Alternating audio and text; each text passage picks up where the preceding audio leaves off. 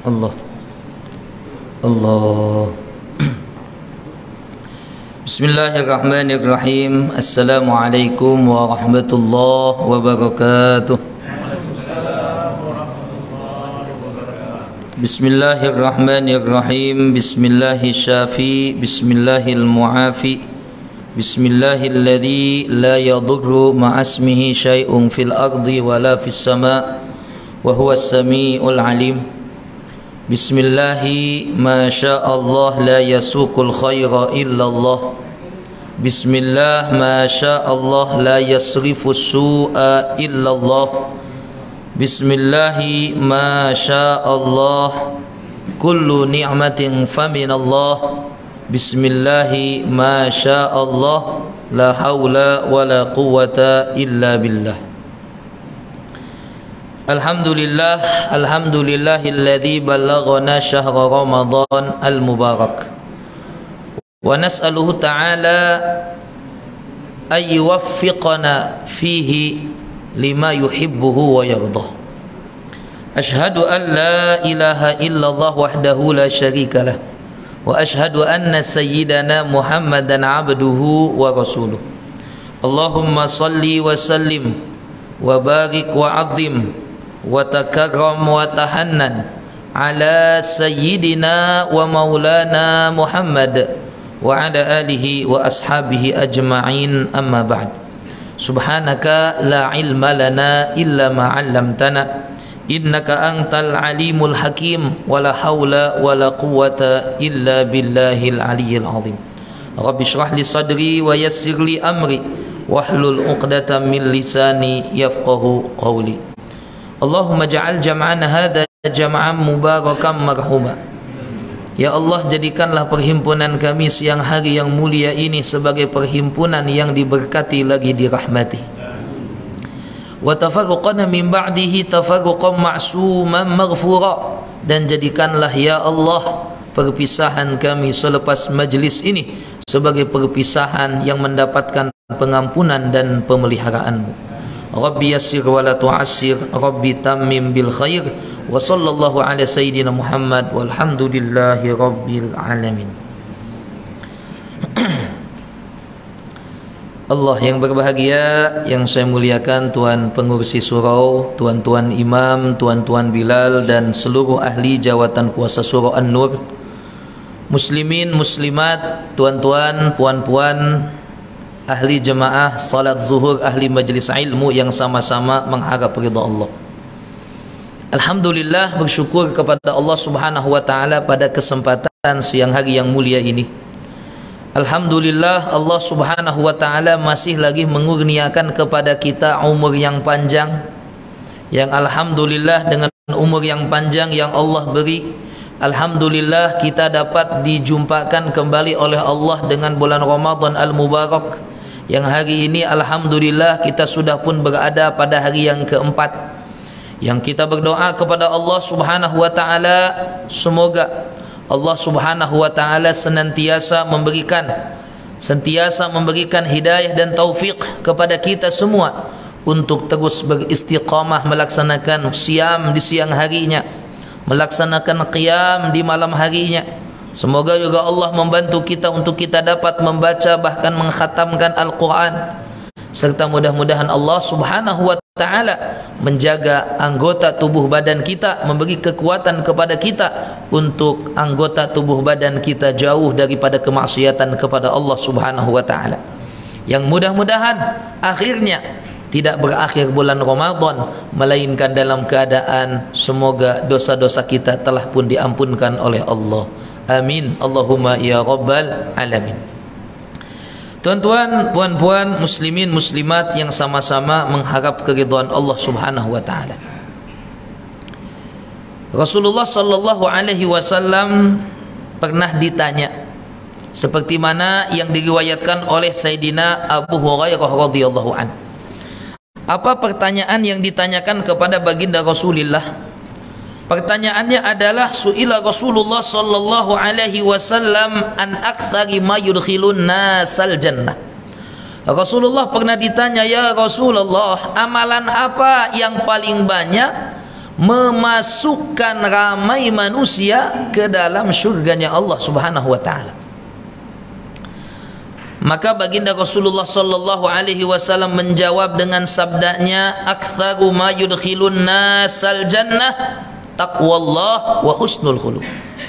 Kata baginda, amalan yang terbanyak memasukkan ramai manusia ke dalam syurganya Allah Subhanahu wa taala ada dua. Yang pertama taqwallah, ketakwaan seorang hamba kepada Allah, wa husnul khuluq, dan yang kedua akhlak yang baik. Riwayat Imam At-Tirmidzi, dan beliau mengatakan hadis ini hadis hasan. Tuan-tuan, puan-puan, muslimin muslimat yang sama-sama mengharap keridhaan Allah.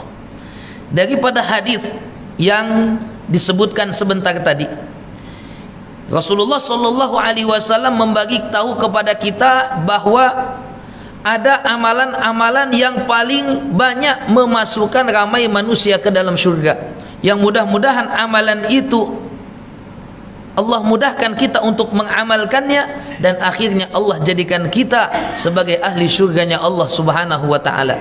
Di hari keempat bulan Ramadan, hari saat kita sedang berpuasa, kita yakin dengan sabda baginda bahwa orang yang sedang berpuasa doanya cepat dikabul oleh Allah, doanya tidak akan ditolak oleh Allah. Maka di kesempatan yang mulia ini kita memohon kepada Allah, ya Allah, sebagaimana hari ini Engkau kumpulkan kami di majlis ilmu, di majlis yang kata Nabi sebagai taman syurgamu di dunia, maka seperti mana hari ini Engkau kumpulkan kami dalam taman syurga Allah, maka kumpulkanlah kami ya Allah kelak di dalam syurgamu bersama Nabi Muhammad sallallahu alaihi wasallam. Amin. Allahumma ya rabbal alamin.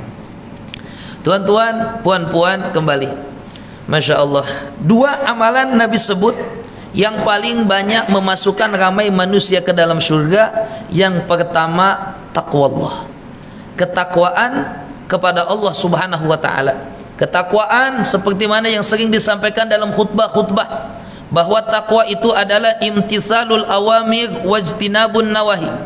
Takwa itu adalah melaksanakan segala perintah-perintah Allah dan juga meninggalkan larangan yang dilarang oleh Allah Subhanahu wa taala. Yang dua perkara ini, imtithalul awamir dan ijtinabun nawahi, dua perkara yang saling terikat. Seperti mana wajibnya kita melaksanakan perintah-perintah Allah, wajib pula kita meninggalkan larangan yang dilarang oleh Allah. Sebagaimana kita akan mendapatkan pahala yang besar ketika kita dapat melaksanakan perintah Allah, seperti itu pula kita akan mendapatkan pahala yang besar saat kita mampu meninggalkan larangan yang dilarang oleh Allah. Dan itu semua tidak akan mampu dikerjakan melainkan orang-orang yang dibantu dan ditolong oleh Allah. Apatah lagi meninggalkan kemaksiatan. Kata Imam Ghazali rahmatullah alaih, melakukan ketaatan itu susah, tapi lebih susah daripada itu meninggalkan kemaksiatan kepada Allah Subhanahu wa taala.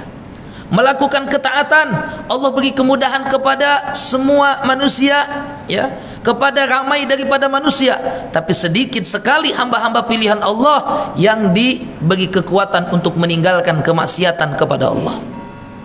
Dan salah satu cara, tuan-tuan, supaya Allah Subhanahu wa taala beri kekuatan kepada kita untuk dapat meninggalkan kemaksiatan, untuk kita dapat menjauhi apa yang dilarang oleh Allah, ternyata gemarnya kita melaksanakan perintah Allah, wabil khusus amalan-amalan sunnah. Amalan-amalan sunnah yang kita kerjakan itu adalah antara amalan terbaik untuk kita dapat meninggalkan kemaksiatan. Antara amal kebaikan, ketaatan, itu antara perkara yang akan memudahkan dan menjadi asbab wasilah untuk kita dapat meninggalkan kemaksiatan kepada Allah. Di dalam hadis qudsi, Allah Subhanahu wa taala berfirman, kata Allah Subhanahu wa taala, innal 'abda, kata Allah Subhanahu wa taala, wala yazalul 'abdu yataqarrabu ilayya bin nawafil hatta uhibbah. La yazalul 'abdu, tidaklah seorang hamba itu sentiasa dia istiqomah, gemar bin nawafil, melaksanakan amalan-amalan sunnah, gemar melaksanakan amalan-amalan sunnah, Sehingga karena banyaknya amalan sunnah yang dia kerjakan dan dia lakukan secara istiqomah, hatta uhibbah, sehingga menyebabkan aku cinta kepada hamba tersebut. Jadi yang akan mendatangkan cinta Allah kepada kita adalah gemarnya kita menghidupkan sunnah-sunnah baginda Rasulullah sallallahu alaihi wasallam. Yang kalau boleh tuan-tuan di bulan Ramadan ini kita buat apa? Buat list, buat senarai apa amalan mulai daripada kita bangun tidur sehingga tidur kembali yang dapat kita kerjakan. Boleh kita tulis ke situ bangun tidur, masa bangun tidur itu kita amalkan sunnah Nabi tak menggosok-gosok mata kita dengan belakang jari kita. Lepas itu membaca doa bangun daripada tidur. Kemudian selepas itu masuk tandas, kita masuk dengan doa atau tidak. Kaki kita pula macam mana? Kita masuk dengan kaki kanan kan dengan kaki kiri. Ya, kemudian keluar daripada rumah kita baca doa keluar rumah atau tidak. Kita naik kendaraan kita baca atau tidak. Kita buat list sehingga sampai kita tidur kembali. Untuk apa? Untuk kita jadi golongan yang mudah-mudahan hatta uhibbah, golongan yang akan mendapat cinta Allah karena mulazamah dengan amalan sunnah-sunnah baginda Rasulullah sallallahu alaihi wasallam. Sambungan hadis, kesan positif daripada melakukan amalan sunnah. Apa Allah katakan? Ya, fa idza ahbabtuhu kuntu sam'ahu alladhi yasma'u bih wa basaruhu alladhi yubsiru bih wa yadahu alladhi yabtishu biha. Kalau aku cinta, jika aku mencintai seorang hamba, maka aku akan menjadi matanya yang dengan mata itu dia melihat. Aku akan menjadi pendengaran yang dengan pendengaran itu dia melihat. Aku akan menjadi tangan yang dengan tangan itu dia menyentuh. Aku akan menjadi kaki yang dengan kaki itu dia berjalan. Yang maksudnya kata para ulama, ketika Allah cinta kepada seorang hamba, ya, karena hamba tadi istiqamah mulazamah dengan amalan-amalan sunnah, maka Allah cinta kepada hamba tersebut, maka Allah akan jaga anggota tubuh badannya daripada maksiat kepada Allah. Allah akan jaga mata dia, Allah akan jaga mata dia sehingga mudah ditundukkan daripada perkara yang haram. Allah akan jaga dia sehingga dimudahkan untuk bangun qiyamul lail. Allah akan jaga telinga dia sehingga tidak mendengar sesuatu yang haram yang boleh menggugurkan pahala ibadah puasanya. Allah akan menjaga tangannya sehingga dia tidak berlaku zalim kepada orang lain. Allah akan jaga kakinya sehingga kakinya akan melangkah ke tempat yang diridhai oleh Allah dan tidak akan melangkah ke tempat-tempat yang dimurka oleh Allah. Nah, ternyata daripada hadis ini antara kebaikan yang kita kerjakan itu boleh menjadi asbab Allah jauhkan kita daripada kemaksiatan kepada Allah. Justru itu, sesiapa yang mungkin masih terbabit dengan perkara-perkara mungkar, masih terbabit dengan perkara-perkara syubhat, masih terbabit dengan perkara-perkara yang dilarang oleh Allah Subhanahu wa taala, teruskanlah istiqomah dengan yang sunnah. Teruskanlah istiqomah dengan perintah-perintah Allah dan berdoa kepada Allah, ya Allah bagi kekuatan untuk aku meninggalkan apa yang engkau larang. Solat yang kita kerjakan yang fardu bulan Ramadan ini tambahkan dengan yang sunnahnya. Zakat fitrah kita kerjakan tambah lagi dengan infak dan sedekahnya. Yang kita berharap dengan amalan tadi, Allah Subhanahu wa taala bersihkan jiwa kita sehingga kita dapat 100% meninggalkan apa yang dilarang oleh Allah. Ada seorang sahabat datang jumpa kepada Rasulullah, dia katakan, ya Rasulullah, ada fulan bin fulan, dia Masya Allah pagi dia sholat, siang dia mencuri, siang pula dia sholat, malam pula dia mencuri. Masya Allah, datang sholat tarawih tapi balik guna selipar orang lain. Masya Allah, ya. Macam mana? Sedangkan Allah katakan inna salata tanha 'anil fahsya wal munkar. Ini dia salat tapi tak mencegah dia daripada fahsya dan munkar. Maka kata Rasulullah sallallahu alaihi wasallam, perintahkan dia untuk terus menjaga dan memperbaiki salatnya. Satu hari salatnya saufa tanhahu salatuhu, satu hari salatnya akan menjadi pencegah dia daripada terbabit dengan perkara yang diharamkan oleh Allah. Masya Allah. Maka begitu juga amalan-amalan yang kita istiqomahkan, zikir, tasbih, solawat dan lain sebagainya, amalan-amalan sunnah, doa-doa keseharian kita baca, semoga itu akan menjadikan kita semakin bertakwa kepada Allah Subhanahu wa taala, dapat kita melaksanakan perintah Allah dan juga Allah bagi kekuatan untuk kita meninggalkan yang dilarang oleh Allah. Amin ya rabbal alamin. Baik, tuan-tuan, puan-puan, ini yang pertama. Amalan pertama yang akan memasukkan manusia ke dalam syurga adalah takwa Allah. Semua amalan takwa yang fardu dan yang sunnah, kalau kita perhati, maka mesti ada kelebihan-kelebihannya. Satu, keampunan dosa, yang kedua diangkat derajat, dan yang ketiga akan menjadi amalan menuju ke syurganya Allah Subhanahu wa taala. Semua amalan takwa, salatnya, sedekahnya, infaknya, ya, termasuk majelis ilmunya, ini antara amalan-amalan yang mesti akan menjadi asbab yang Allah sudah bagi tahu akan menjadi asbab Allah Subhanahu wa taala masukkan kita ke dalam syurganya Allah Subhanahu wa taala. Baik, nah, cuma fokus kita hari ini kepada poin yang kedua, yaitu akhlak. Nah, karena tajuk yang kita bahas adalah tentang akhlak. Baik, yang kedua, tuan-tuan, Rasulullah katakan amalan yang kedua yang memasukkan ramai manusia ke dalam surga Allah, yaitu wa husnul khuluq, akhlak yang baik. Masya Allah, amalan yang akan memasukkan ramai manusia ke dalam surga itu adalah akhlak yang baik. Justru itu, tuan-tuan, Masya Allah, kalau kita perhati kepada perintah-perintah Allah yang wajib saja, salat, puasa, zakat, kemudian haji. Empat amalan ini, empat amalan takwa yang utama, karena dia merupakan kewajiban daripada Allah yang ia akan menjadi asbab daripada seseorang itu mendapatkan kebaikan dunia, kebaikan di akhirat, keselamatan dari neraka, masuk ke dalam syurganya Allah Subhanahu wa taala. Ini insya Allah kita paham. Tetapi Masya Allah, dalam masa yang sama, kalau kita perhati amalan yang empat yang kita sebutkan ini, dia akan memberi kesan tersebut jika diiringi dengan akhlak yang baik. Tetapi jika terpisah daripada akhlak yang baik, solat tapi buruk akhlak, haji tapi buruk akhlak, kemudian juga puasa tapi buruk akhlak, kemudian zakat tapi buruk akhlak, Masya Allah, satu persatu amalan tadi akan berguguran pahalanya di sisi Allah. Yang paling jelas nampak sekali dalam firman Allah berkenaan tentang sedekah. Kita yakin, kita sama tahu bahwa sedekah ini amalan yang utama. Zakat, ya, dalam harta kita diwajibkan untuk mengeluarkan sedekah. Sedekah ada sedekah wajib, ada sedekah sunnah. Baik sedekah wajib atau sedekah sunnah ini memiliki nilai fadilah, keutamaan yang luar biasa di sisi Allah Subhanahu wa taala. Antaranya akan jadi asbab keampunan dosa, bahkan akan menjadi asbab Allah elakkan daripada musibah, akan menjadi asbab seseorang itu dijauhkan oleh Allah daripada mati su'ul khotimah. Shadaqatus sirri tudfi'u ghadabar rabbi, bahkan sedekah yang sunnah yang kita kerjakan ikhlas karena Allah boleh memadamkan kemurkaan daripada Allah Subhanahu wa taala. Ya. Was-shadaqatu tadfa'u maitatas su', sedekah akan menghalang seseorang daripada mati su'ul khatimah.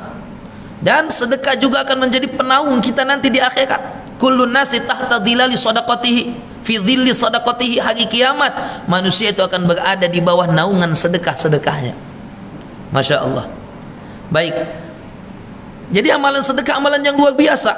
Tetapi Masya Allah, ketika kita bersedekah dengan harta kita, maka kita juga harus mengiringinya dengan akhlak yang ditunjukkan daripada lisan dan juga sikap kita. Seseorang yang bersedekah dengan hartanya, tangannya memberi harta, tangannya memberi infak sedekah, tapi tidak diiringi lisan yang lisan yang berakhlak, maka amalan sedekah tadi akan tertolak di sisi Allah. Di dalam surah Al-Baqarah Allah katakan berkenaan tentang fadilah sedekah, Allah katakan mathalul ladina yunfiquna amwalahum fi sabilillah kamathali habbatin ambatat sab'a sanabila fi kulli sumbulatin mi'atu habbah wallahu yudha'ifu liman yasha wallahu wasi'un alim. Allah Subhanahu wa taala menerangkan tentang fadilah sedekah, satu amalan sedekah dibalas oleh Allah 70 kali ganda. Wallahu yudha'ifu liman yasha, bahkan Allah melipat gandakan pahala lebih daripada itu.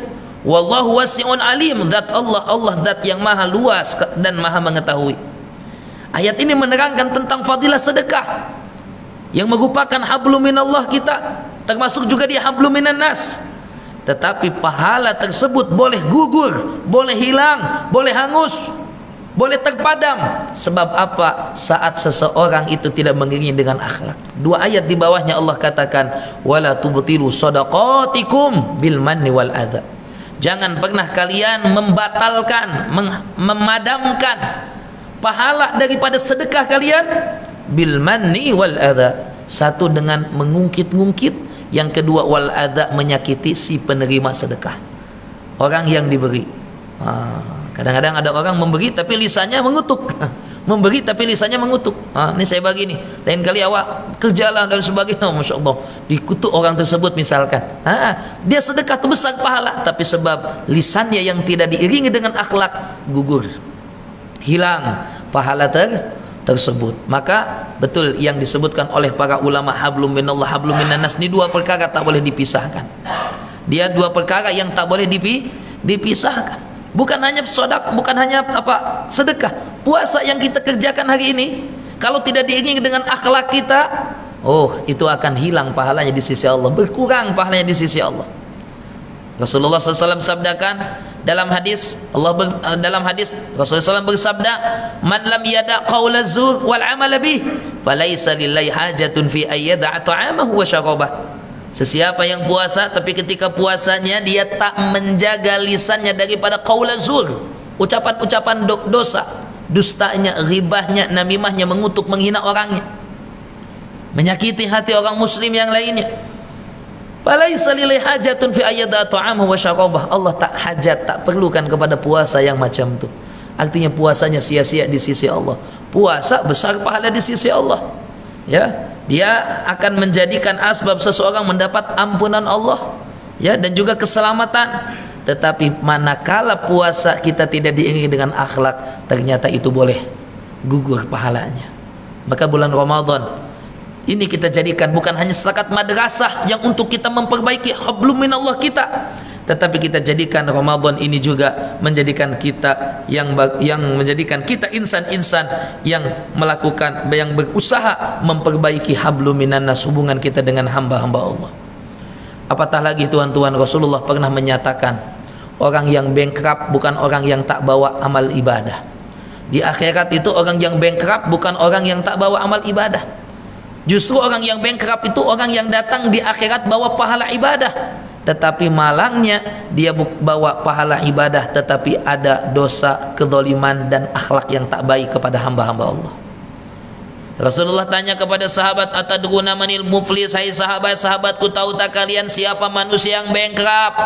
Sahabat katakan, al muflisu fina man la dirhamalahu wala mata. Yang bankrupt itu orang tak punya duit, tak punya uang, tak punya dinar dirham, tak punya benda, kebendaan. Kata Rasulullah, bukan itu yang aku maksudkan dengan orang yang bankrupt.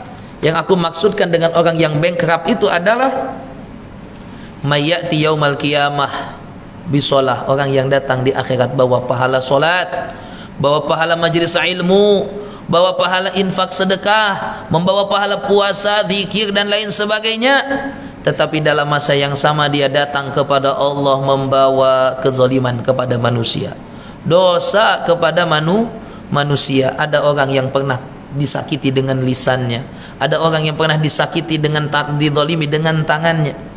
Masya Allah, maka pada hari kiamat Allah akan menghakimi di antara dua orang tersebut, di mana pahala orang yang banyak ibadah tadi akan dialihkan ke dalam catatan orang-orang yang terzalimi. Masya Allah, inilah orang yang bankrupt, pahalanya habis, dialihkan kepada orang yang terzalimi. Maka oleh itu Ramadan ini mari kita jadikan sebagai Ramadan untuk kita bertakwa, bukan hanya dalam urusan kita dengan Allah, tapi bertakwa dalam urusan kita dengan hamba-hamba Allah. Maka tuan-tuan, daripada sekian akhlak ya, yang semua akhlak itu akan membawa kita ke dalam surganya Allah Subhanahu wa taala. Ya, tetapi ada 3 akhlak yang disebut di dalam riwayat sebagai afdalu akhlaki ahli dunya wal akhirah. Ada 3 akhlak yang disebut oleh Rasul sebagai seutama-utamanya akhlak ahli di dunia dan akhirat. Dalam ungkapan yang lain sebagai 3 akhlak ahli surga. Semoga semua jemaah yang hadir di sini, kita semua termasuk golongan yang memiliki ketiga akhlak tersebut. Apa 3 akhlak tersebut tuan-tuan? Yang pertama, anta'fuwa aman dhalamak. Akhlak yang pertama adalah yaitu memaafkan sesiapa orang yang berbuat zalim kepada kita. Inilah akhlaknya baginda Rasul. Inilah akhlak yang perlu kita teladani daripada baginda Rasulullah sallallahu alaihi wasallam. Yang Allah perintahkan kepada baginda Nabi, khudil afwa wa'mur bil ma'ruf wa'arid anil jahilin. Dan itu perintah Allah diamalkan betul oleh baginda Nabi. Masya Allah. Nabi kalau ada orang menzalimi, berbuat jahat, Nabi tidak membalasnya dengan kejahatan. Justru Nabi ya'fu wa yasfah. Nabi akan memaafkan dan melapangkan dada untuk orang tersebut. Masya Allah. Dan orang yang berakhlak dengan akhlak seperti ini, pemaaf, itu adalah orang yang dekat dengan surganya Allah Subhanahu wa taala. Satu hari Rasulullah sallallahu alaihi wasallam tengah hadir dan tengah menyampaikan kuliah agama di depan para sahabat. Tiba-tiba Rasulullah katakan, yadkhulu rajulun min ahlil jannah, yadkhulu min hadzal bab rajulun min ahlil jannah. Tak lama lagi akan masuk seorang laki-laki daripada pintu ini, laki-laki itu ahli surga. Maka masuklah seorang sahabat. Keesokan harinya Nabi tengah kuliah pun Nabi cakap macam tu, keluar daripada tajuk. Kata Nabi, tak lama lagi akan masuk laki-laki ahli surga daripada pintu ini. Ternyata orang yang sama dengan semalam, orang yang sama yang masuk itu adalah orang yang sama dengan yang semalam. Hari ketiga Nabi cakap macam tu, dan orang yang sama pula yang masuk daripada pintu tersebut. Artinya orang tadi Nabi sebut sebagai ahli surga 3 hari berturut-turut. Maka sahabat Nabi bernama Abdullah bin Amr merasa apa? Merasa nak tahu apa amalan sebenar orang ni sehingga Nabi kata dia sebagai ahli surga sampai 3 kali. Akhirnya Abdullah bin Amr mengikuti sahabat tersebut dan ikut ke rumahnya. Sampai di rumahnya, Abdullah bin Amr minta izin untuk bermalam di rumah sahabat tersebut selama 3 malam.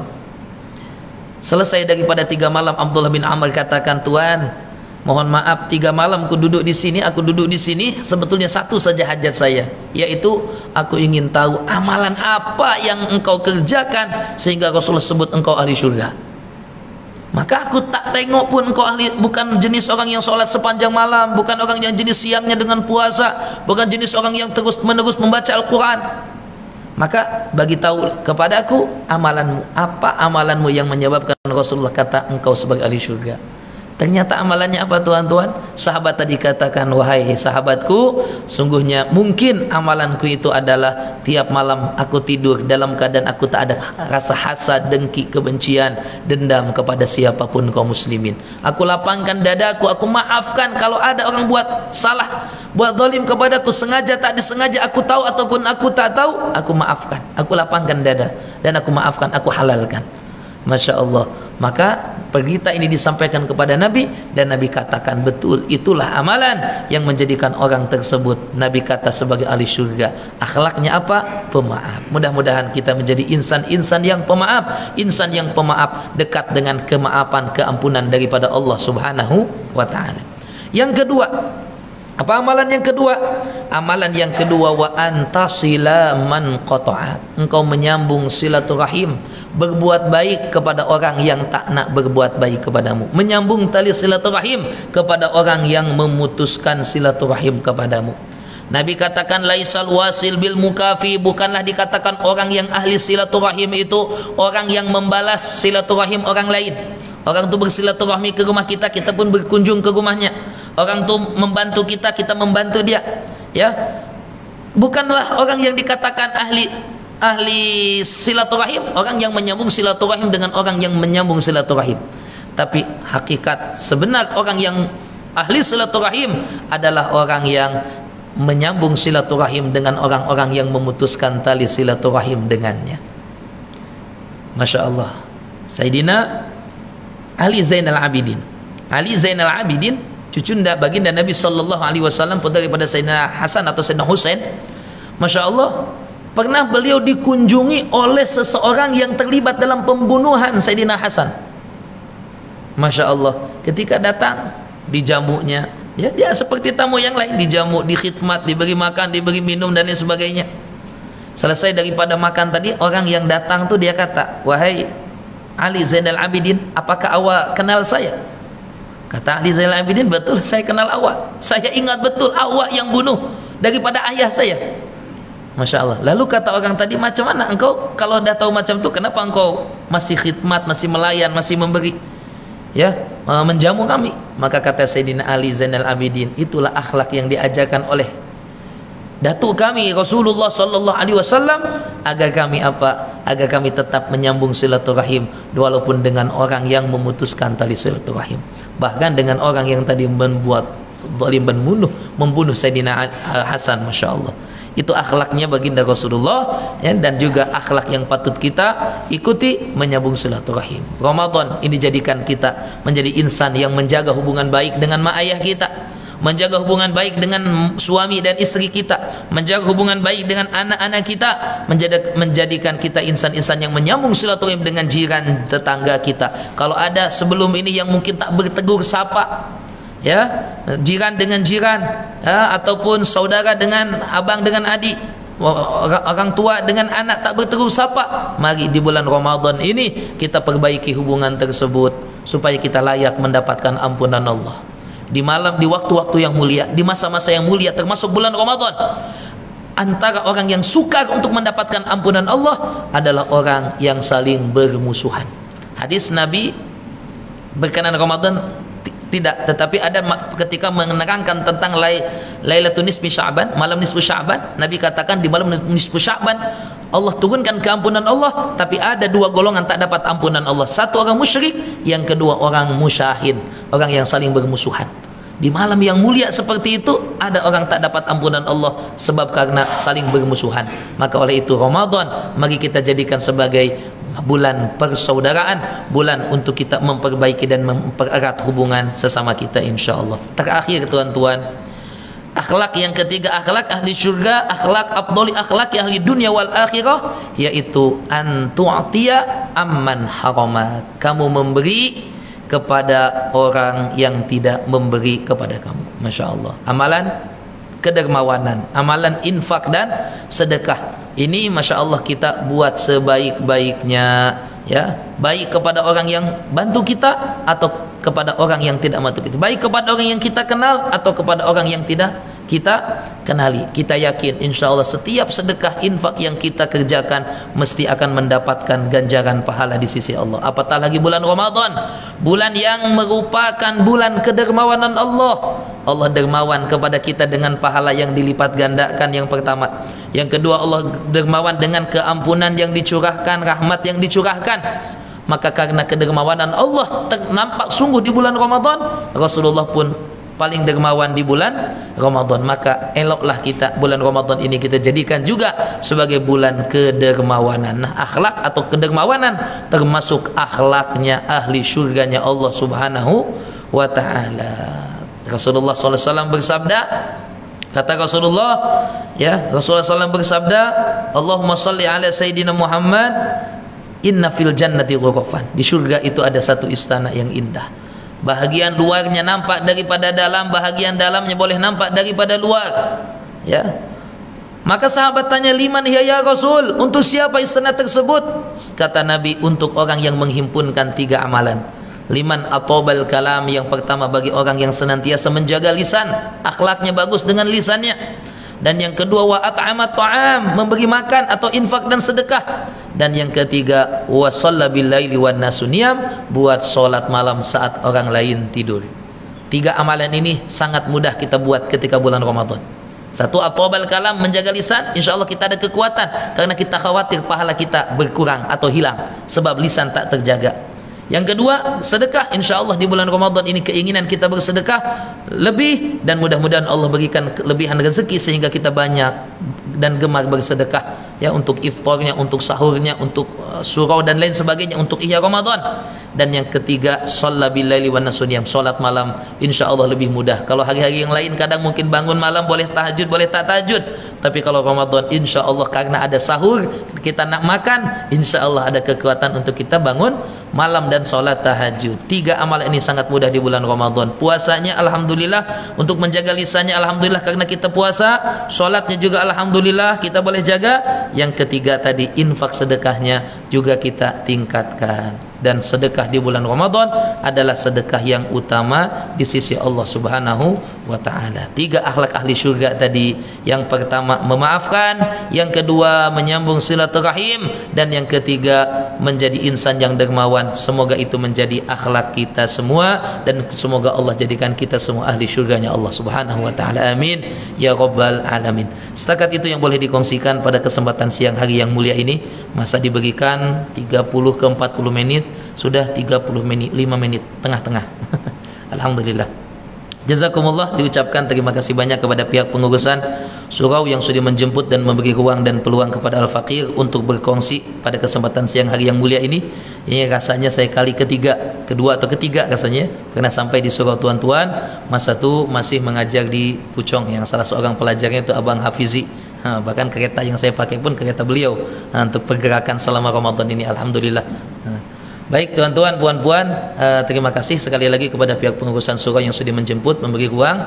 Dan yang keduanya tuan-tuan, sebelum mengakhiri majelis ini, seperti yang tadi disampaikan, kami sedang mengusahakan pembinaan madrasah. Cuma madrasahnya bukan di sini, tapi madrasahnya dekat luar negara, yaitu di Indonesia, di negeri di seberang, yaitu di Indonesia, tepatnya di daerah Majalengka, Jawa Barat. Ibu negeri dia Bandung. Dari Bandung lebih kurang dalam 120 km daripada Bandung. Alhamdulillah 2012 sehingga 2020 kami berkhidmat di 3 madrasah di Malaysia, sempat di Kelantan, kemudian sempat di Puchong, kemudian sempat terakhir di Ipoh. Nah, masa Covid itu balik, tapi Masya Allah hikmahnya Alhamdulillah sebab Covid tadi Allah mudahkan untuk kami bangun madrasah di kampung kelahiran, yang Alhamdulillah bermula dari Covid kita mula pembinaan.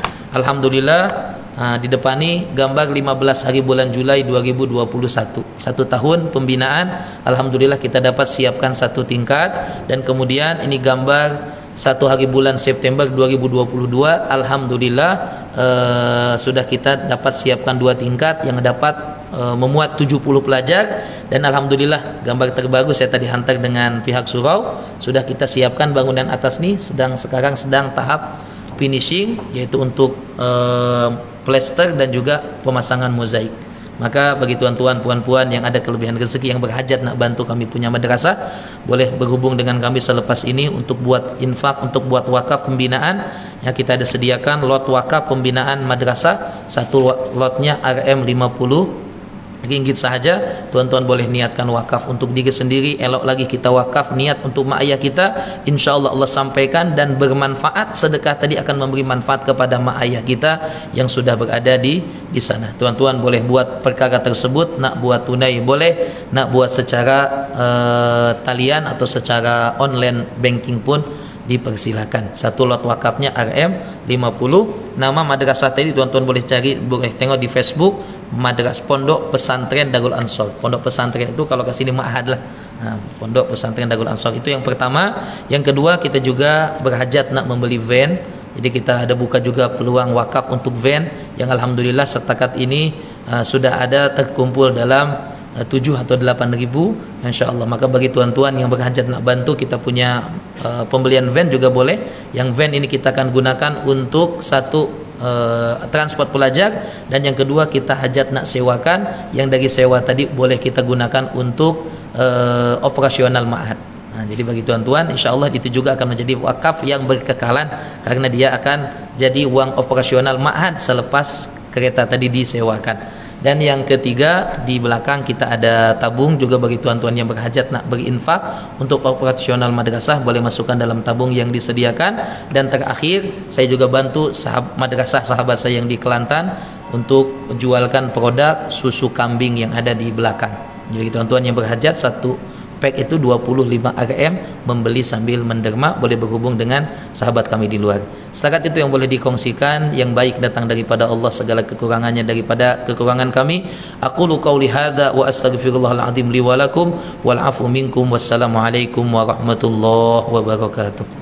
Bismillahirrahmanirrahim. Alhamdulillahirabbil alamin. Allahumma shalli wa sallim ala sayyidina Muhammadin wa ala alihi wa sahbihi ajma'in. Allahumma faqihna fid din wa 'allimna ta'wil wahdina ila sawa'is sabil. Allahumma ya muyassir kulli asir yassir alaina kulla asir fataysirul asir alaika sahlun yasir. Yassir umurana ya Allah, mudahkanlah segala urusan kami, mudahkanlah segala urusan ayah kami, guru-guru kami, mudahkanlah segala urusan madrasah kami, madrasah Darul Ansar dan juga madrasah sahabat-sahabat kami, serta mudahkanlah ya Allah urusan mereka yang membantu madrasah kami, urusan dunianya, urusan akhiratnya. Rabbana atina fid dunya hasanah wa fil akhirati hasanah wa qina adzabannar. Sallallahu alaihi wasallam Muhammad walhamdulillahi rabbil alamin. Subhanallah wa bihamdihi, subhanallah wa bihamdika, asyhadu an la ilaha illa anta, astaghfiruka wa atubu ilaik. Bismillahirrahmanirrahim. Wal 'asri innal insana lafi khusrin illa alladziina amanu wa amilus shalihat wa tawassaw bil haqq wa tawassaw bis sabr. Alafu minkum. Wassalamualaikum warahmatullahi wabarakatuh.